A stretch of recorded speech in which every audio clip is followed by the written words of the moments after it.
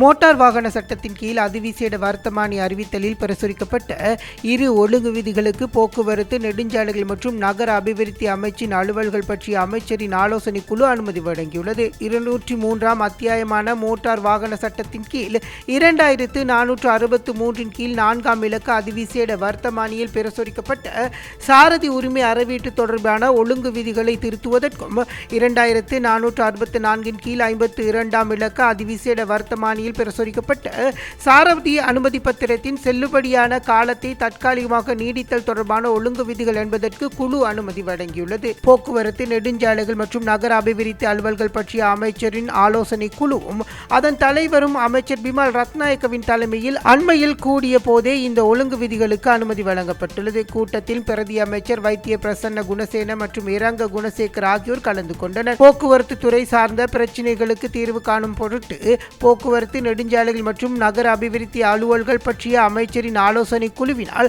அமைக்கப்பட்ட இரு உபக்குழுக்களின் அறிக்கை குழுவில் சமர்ப்பிக்கப்பட்டன. முறைசாரா போக்குவரத்து துறை சார்ந்த பணியாளர்களின் தொழில்சார் பாதுகாப்பை உறுதிப்படுத்துவதற்கு அமைக்கப்பட்ட குழுவின் அறிக்கை அதன் தலைவர் பிரதி அமைச்சர் எச்.எம். தினிந்து சமன் ஹென்னாயக்க அமைச்சர் ஆலோசனை குழுவில் முன்வைத்தார். தனி பேருந்து சாரதிகள், நடத்துனர்கள், முச்சக்கர வண்டி ஓட்டுநர்கள், மின்னணு செயலி பயன்பாட்டில் வாயிலாக போக்குவரத்து துறையில் ஈடுபடுபவர்கள் ஆகியோருக்கான ஊழியர் சேமலாப நிதியம் மற்றும் ஊழியர் நம்பிக்கை பொறுப்பு நிதியம் ஆகியவற்றிற்கு பங்களிப்பு செய்வது போன்ற விடயங்கள் குறித்து பரிந்துரைகளில் இதில் முன்வைக்கப்பட்டுள்ளது.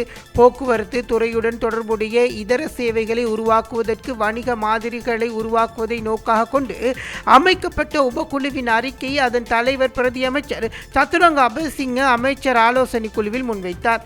உபக்குழுக்களினால் சமர்ப்பிக்கப்பட்ட அறிக்கைகளை ஆராய்ந்து அவற்றின் பரிந்துரைகளை நடைமுறைப்படுத்துவது குறித்து கவனம் செலுத்தப்படும் என அமைச்சரின் ஆலோசனை குழுவின் தலைவர் குறிப்பிட்டார். அதே நேரம் போக்குவரத்து துறை மற்றும் நாட்டின் பல்வேறு பகுதிகளில் காணப்படும் வீதி அபிவிருத்தி திட்டங்கள் பற்றி குறைபாடுகள் குறித்தும் பாராளுமன்ற உறுப்பினர் குழுவில் கவனத்திற்கு கொண்டு வந்தனர். இந்த குழு கூட்டத்தில் பிரதி அமைச்சர் மற்றும் ஆளும் கட்சி, எதிர்க்கட்சி பாராளுமன்ற உறுப்பினர்கள் பலரும் கலந்து கொண்டனர்.